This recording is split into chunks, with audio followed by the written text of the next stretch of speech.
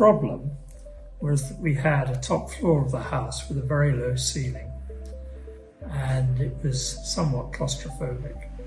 What we decided to do was to take out the roof joists and get rid of the attic and take the roof up to the rafters.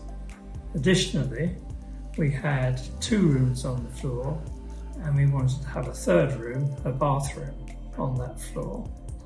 And we had 1 room facing using the front of the house, one on the back of the house. The bathroom was lodged in the middle. That obviously had no natural ventilation of its own, and so we needed to put in a skylight to to get light into the room, and then we needed to have something that would open up to get ventilation into the room. And because it was so high up in the ceiling, it was impossible to reach by hand, and so we had an automated system. And fortunately, this company was able to provide exactly what we wanted, and importantly, the precise dimensions that we specified.